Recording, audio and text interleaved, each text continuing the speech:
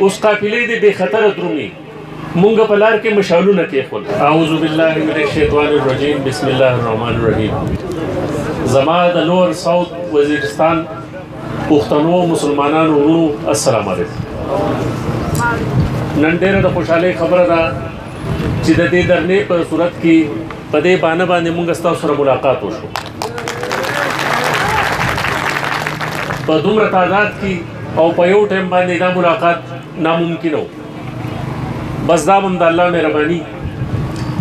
ورونو تاسو ته پته ده چې تاسو کله دا درنه شروع شوه نو زما خیال زما ورځ نیمه شوې وه چې زه راغلی وم.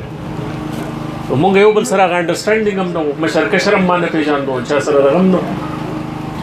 بیا د سره چې کله د مذاکراتو خبره راله نو په اولنۍ ورځ زه رالم او چې دوی کوم ځای ویلو په هغه ځای ورسره کېناستم سره ډي پي او صاحب او سره د اي سي صاحب.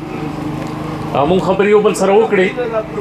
ظاهره خبره ده چې دومره مشکلات دي، دومره په ګڼه سره خلک راغلی دی، نو داسې خبرې حل کول هم ټایم غواړي. یا چې ته په خپله خبره باندې بل سړی پوه کړې نو هغه هم ټایم لګي په هغې پورې. نو ځکه زموږ دا 4-5 ورځې په دې باندې ولګېدې. ګنې انشاءالله د الله کرم و زموږ په اولنۍ ورځ باندې یو بل سره انډرسټینډینګ.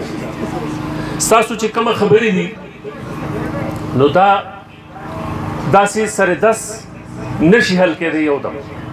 ځینې خبرې داسې دي چې هغه فوراً حل کېږي، ځینې خبرې داسې چې لږ ټایم بالي، ځینې خبرې داسې دي چې لږ ټایم بالي او دا ټولې خبرې به حل کېږي. داسې یوه خبره نشته چې دا نه حل کېږي. زه چې دلته راغلی ما لاول خو زه تاسو ته دا مبارکي در کومه چې صوبایي حکومت دا مهرباني کړې چې تاسو له ځان له ذله درکړې ده. بیا ستاسو د 15 کالو نه دا مطالبه وه چې موږ له ځان له ګوشې ډي سي پکار دی، هغې زه تاسو ته درکړم. نو دا دې ستاسو مبارک شي. بله خبره دا ده چې دا مطالبې څومره د سټیټ سیکرټري صاحب بیان کړې نو موږ په دې باندې یو بل سره انډرسټینډینګ شوی دی، موږ ورسره منلې دي خبرې. د زه تاسو ته ډاډګیرنه در کومه چې انشاءالله تعالی که د الله اراده بله نه وي نو همدغه شان به کېږي څنګه چې موږ یو بل سره خبرې کړي. او تاسو بیخي خاطرجم اوسېږئ. تاسو له زه تسلي در کومه چې تاسو د چا په خبرو پسې مه ځئ. انشاءالله ستاسو د ملګرو موږ یو بل سره دا خبرې راټکولې دي او په دې باندې به عمل کوو انشاءالله. بله خبره چې تاسو وایئ چې دلته پولیس مضبوط شي نو اولس او پولیس یو شی دی. پولیس د ولس نه جدا شی نه دی. چې ستاسو دا جذبه او دا تعاوني او دا مدد حاصلي پولیس ته نو انشاءالله ډېر زر به د پولیس دغه دلته مضبوط شي. حکومت دا غواړي چې دلته د حکومت ادارې مضبوطي. تاسو وایئ چېرې څوک زورور دي یا هغه دي یا دا دي، صرف حکومت زورور دی، د دې نه علاوه بل هېڅوک زورور نشته. زما دفتر دلته قایمېدل دا د دې ټولو دفترونو راوستلو د ټولو ادارو راوستلو دپاره یو ستن ده.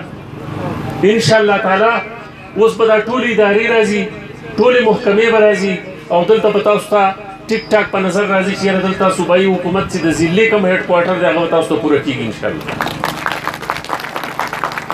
البته یوه خبره ده چې په هر کار کې په اول کې مشکله وي. داسې نه ده چې ګنې سرې داسې یو سړی چې نوي کور ته هم لاړ شي نو هغې کې مشکلات دي. سړی چې د هغې سره دغه کوي نو هم ټایم لګي.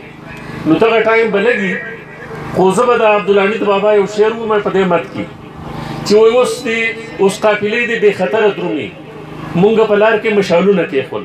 نو مونږ به ورته مشالونه کېږو په لار کې او انشاءالله دا څیزونه به جوړېږي او ټیک ټاک چې ستاسو کوم ارزوګانې دي، ستاسو کوم امیدونه دي، ستاسو کوم خواهشونه دي نو دا به پوره کېږي انشاءالله تعالی د الله په حکم سره.